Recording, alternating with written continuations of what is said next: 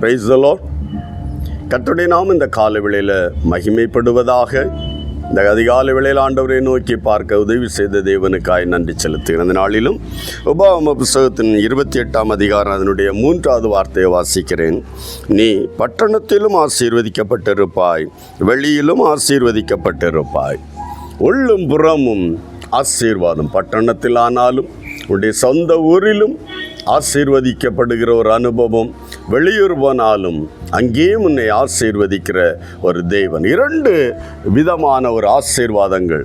சிலருக்கு வெளியூரில் நல்ல ஆசீர்வதிக்கப்பட்ட சொகுசான நல்ல இன்கமோடு வாழ்ந்து கொண்டிருப்பார். சொந்த ஊரில் திரும்பி வரும்போது வெளிநாடுகளில் வேலை செய்கிறவர்கள் அங்கே நல்ல வசதியாய் வாய்ப்பாய் சந்தோஷமாய் வாழ்ந்துவிட்டு வீடு திரும்பி சொந்த ஊரில் வரும்போது வெறுமையும் உழைத்த உழைப்பின் பிரதிபலனும் நஷ்டப்பட்டு வெறுமையாய் நடக்கிறவர்கள் எத்தனையோ பேர். இந்த காலை வேளையில் தேவன் ஒரு தெய்வ பிள்ளைக்கு, தெய்வ சத்தத்துக்கு செவி கொடுக்கிற ஒரு தெய்வ பிள்ளைக்கு ஆண்டவர் சொல்லுகிற வார்த்தை, நீ பட்டணத்தில் உன்னுடைய சொந்த ஊரிலும் ஆசீர்வதிக்கப்பட்டிருப்பாய். நீ எந்த இடத்துக்கு வேலைகளுக்கு கடந்து செல்கிறாயோ, உழைப்புக்கு கடந்து செல்கிறாயோ, அந்த இடத்திலும் கர்த்தர் உன்னை ஆசீர்வதிப்பார். Praise the Lord. இந்த வார்த்தை நம்முடைய வாழ்க்கையில் அனுபவம் ஆக்கி கொள்ள வேண்டுமானால் ஆசீர்வதிக்கப்படுகிற இடத்தில் வெளியூரில் சொன்ன நீ ஆசீர்வதிக்கப்படும் போது தேவனை மறந்து போகாதே. நல்ல வேலையை தந்து, நல்ல சூழ்நிலை தந்து, ஓவர் டைம் என்று எக்ஸ்ட்ரா டியூட்டி எல்லாம் பார்க்க நேரம் இருக்கும்.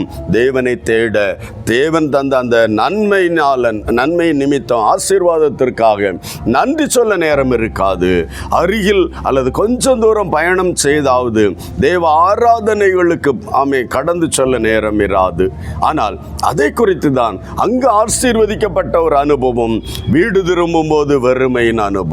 அல்லேலூயா. இந்த காலை வேளை 2 இடங்களில் நான் உன்னை ஆசீர்வதிப்பேன் என்ற வார்த்தை இந்த காலை வேளையில் நம்மை உயர்த்தும் போது எந்த இடத்திலிருந்து உயர்த்தப்பட்டோமோ அதை மறந்து போகக்கூடாது. அல்லேலூயா. உயர்த்தப்படும் போதும் ஆண்டவரை ஆராதிக்க, துதிக்க, தேவனுக்கென்று நாமத்தை மகிமைப்படுத்த மறந்து போகாது. தாழ்ந்தாலும் மறந்து போகாது. அல்லேலூயா. சொந்த இடத்திலும் தேவனை மகிமைப்படுத்து. வெளியூர் போனாலும் தேவனை மகிமைப்படுத்து. சிலருக்கு வெளியூரில் தான் மகிமைப்படுத்துவார்கள், சொந்த ஊர் வந்தோடனே பழைய அனுபவத்துக்கே போயிடுவார்கள். இல்லை, அது ஆசீர்வாதத்தை இழந்து போக நேரிடும். அல்லேலூயா.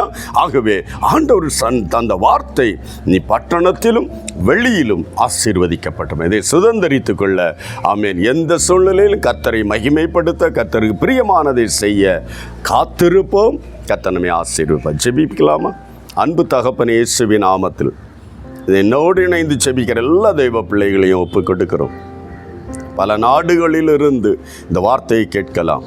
எந்த இடத்தில் நீர் வைத்து ஆசீர்வதித்தாலும், ஆசீர்வதிக்கப்படும் போதும் என் ஆண்டவரை நினைத்து மகிமைப்படுத்த தந்த எல்லா நன்மைகளுக்காக உம்மை ஆராதிக்க கர்த்தர் எல்லா தெய்வ பிள்ளைகளுக்கும் உதவி செய்யும். அதுபோது ஆண்டவரே, சொந்த ஊரிலும் ஆண்டவரே தேவனை அறிந்ததை நிமித்தம் அறிந்த விதத்தில் தேவனை ஆராதித்து மகிமைப்படுத்த உதவி செய்யும். உள்ளும் புறமும் மேய்ச்சலை கண்டடைவா என்கிறது போல பட்டணத்திலும் வெளியிலும் ஆசீர்வதிக்கப்படுவா என்கிற வார்த்தையை சுதந்தரித்துக் கொள்ள எல்லா தெய்வ பிள்ளைகளுக்கும் கிருபை கொடு. நீர் அப்படி செய்யப்படுறதுக்காக நன்றி. இயேசுவின் நாமத்தில் ஜெபிக்கிறோம் நல்ல பிதாவே. ஆமென், ஆமென். நீ பட்டணத்திலும் வெளியிலும் ஆசீர்வதிக்கப்பட்டிருப்பா. God bless you. Praise the Lord.